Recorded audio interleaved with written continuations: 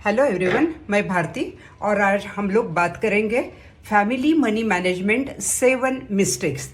ये क्या होता है इसके बारे में थोड़ा मैं इंट्रोड्यूस कराती हूँ। हमने एक बहुत बड़ा सर्वे लिया और सर्वे लेने के बाद हमको ये पता चला कि many of the families are making mistakes in money management. So major 7 mistakes जो है उसके बारे में हमने कुछ पॉइंट्स निकाले हैं जो आपको यूजफुल हो सकते हैं, तो आप इसको अच्छी तरीके से देख लीजिए। पहली mistake, not having a budget. Generally क्या होता है कि फैमिली को पता है कि कितना पैसा आ रहा है और कितना खर्चा हो रहा है, पर हर एक फैमिली को पता होता है कि इतना हमारा इनकम है, इतना हमारा खर्चा है, लेकिन वो बजट ही उनका नहीं होता है। पैसा आया, खर्चा कर दिया, मतलब कहाँ पे जा रहा है, कहाँ खर्चा हो रहा है, ये सब चीज़ नहीं देखते। या इतना पैसा आ रहा है तो इतना ही हमको खर्चा करना है, इतना हमको सेविंग करना है, इतना इन्वेस्टमेंट करना है, ये सब बजट होता है ना। जैसे मेरे पास अगर 50,000 रुपये आता है तो 50,000 में मैं कितना खर्चा करना है और कितना मुझे सेविंग करना है, कितना मुझे इन्वेस्ट करना है, ये सब चीज़ फैमिली बजट होना बहुत ज़रूरी होता है। लेकिन ये बजट नहीं होता है फैमिली का, ये बहुत बड़ा मिस्टेक होता है फैमिली का मनी मैनेजमेंट करने के लिए। तो ये पहली मिस्टेक है। दूसरा, इम्पल्सिव स्पेंडिंग। हमने ये देखा है कि बहुत सारी फैमिली जो है जैसे ही पैसा आया तुरंत खर्चा कर दिया, वो देखना ही नहीं वो प्रोडक्टिव खर्चा है या अनप्रोडक्टिव खर्चा है। मार्केट में गए, कुछ भी चीज़ उठा के लाए हैं, घर में ऐसे एक कोने में पड़े रहते हैं, उसको कोई हाथ भी नहीं लगाता है, कितनी सारी चीज़ें ऐसे ही हो जाती है। तो पैसा आया और तुरंत खर्चा कर दिया, इसको इम्पल्सिव स्पेंडिंग बोलते हैं।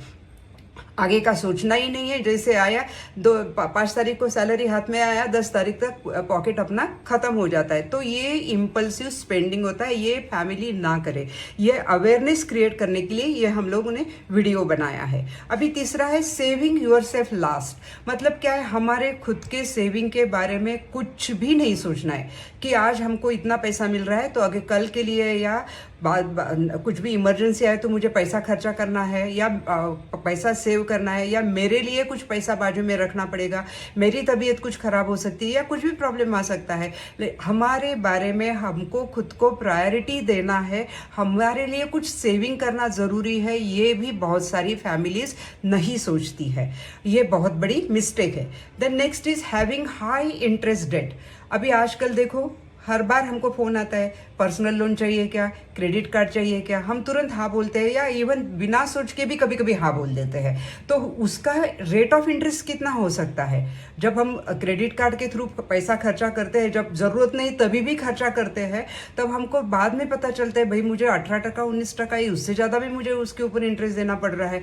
तो ये हैविंग हाई इंटरेस्ट डेट, ये बहुत बड़ा प्रॉब्लम है। और फिर इंटरेस्ट देते देते हमारी बहुत मुसीबत बढ़ जाती है, हम बहुत तकलीफ में आ सकते हैं। ये बहुत मिस्टेक है, ये इसके बारे में हर एक फैमिली में सोचना बहुत ज़रूरी है। अगर ज़रूरत है तो हाँ, हमारे लिए हमको खर्चा ही करना ही पड़ता है, या हमारे फैमिली के लिए करना पड़ता है, वो दैट इज़ इम्पॉर्टेंट। बट जहाँ ज़रूरत नहीं है वहाँ पे हमारे पास क्रेडिट कार्ड है तो तुरंत उठाया और खर्चा कर दिया, ये करना नहीं चाहिए। हमारा पहले से ही ये देखना ज़रूरी है कि अगर अपने बच्चे हैं तो बच्चों का एजुकेशन के लिए भी हमको बाजू में पैसा रखना पड़े, ताकि हमको बच्चों के एजुकेशन के लिए एजुकेशन लोन लेना ज़रूरत ना पड़े। ये इस पहले से ही हमारा प्लानिंग ऐसे होना चाहिए। तो बजट में ये सब चीज़ें आती है, हमको देखना ये बहुत ज़रूरी है। नहीं तो फिर ऐसी एक मुसीबत आ पड़ती है जब हमको 18%, 19%, even more than that also हमको लोन लेना पड़ता है, या हम लोग क्रेडिट कार्ड यूज़ करते हैं और हम खर्चा करते हैं। ये एक बहुत बड़ी मिस्टेक है। अभी नेक्स्ट मिस्टेक ये है not preparing emergency fund. India में अभी तक इमरजेंसी फंड करके बहुत सारे फैमिलीज को पता ही नहीं है। जैसे देखिए 2 साल पहले कैसे हुआ था, कोरोना आ गया था, कोविड के बाद हमको पता ही नहीं था, बहुत सारे लोगों के जॉब चले गए हैं। तो तभी क्या हो गया था, अगर हमारे पास कुछ इमरजेंसी फंड है तो हमारा प्रॉब्लम नहीं आ सकता था। लेकिन आज हमारे पास इमरजेंसी फंड भी होना चाहिए, ये बहुत फैमिली को पता नहीं है। जैसे ग्लोबल आप देखिए अनसर्टेनिटीज़ कितना है, बहुत अनसर्टेनिटीज़ है। जॉब में, प्राइवेट जॉब में देखो या गवर्नमेंट जॉब में भी देखो, बहुत सारी अनसर्टेनिटीज़ है। पता नहीं कि कभी हमारे हाथ में पिंक स्लिप लीव मिल सकती है और हमारा जॉब चला जा सकता है। कुछ भी इमरजेंसी आ सकती है, इमरजेंसी तो हमको बोल के नहीं आते, कहाँ से भी आ सकती है। कोई फैमिली का एक सदस्य बीमार हो सकता है, एक्सीडेंट हो सकता है, एनीथिंग कैन हैपन, राइट। तो उसके लिए हमारे पास इमरजेंसी फंड होना चाहिए। बट बहुत फैमिली इमरजेंसी फंड के बारे में बिल्कुल भी सीरियसली सोचती नहीं है। ये बहुत बड़ी मिस्टेक है।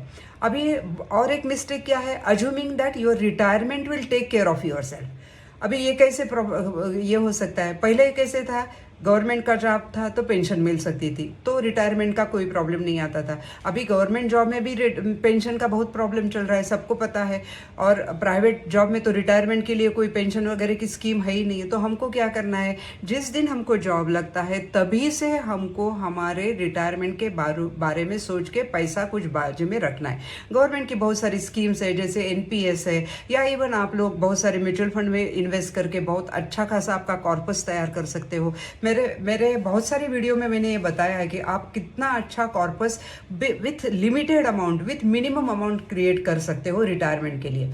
तो हमको रिटायरमेंट की चिंता करने की ज़रूरत डे 1 से है। जैसे हमारा जॉब चालू होता है तब से हमको ये सोचना है कि मेरी रिटायरमेंट के लिए मुझे इतना प्लान करना है। और रिटायरमेंट अपनी अकेले की नहीं होती है, अपने ऊपर जो डिपेंड रहते हैं उनके बारे में भी सोचना है, या किसी की वाइफ है जो काम नहीं करती है तो उनके बारे में सोचना है, या हस्बैंड लोगों का बिजनेस है तो वो बारे में भी सोचना है। तो retirement is for the entire family. आपको ये बात बहुत पहले से सोचना है और आपको इसके बारे में अपना विचार बहुत क्लियर रखना है। थॉट्स अपने बहुत क्लियर होना चाहिए कि मेरे पास इतना पैसा आया है तो मैं इतना मेरे रिटायरमेंट के लिए रख रहा हूँ, मैं इतना पैसा इन्वेस्ट कर रहा हूँ ताकि मेरी रिटायरमेंट बहुत अच्छी हो जाए, राइट। तो रिटायरमेंट के लिए सोचना भी बहुत ज़रूरी है। और नॉट इंश्योरिंग असेट्स।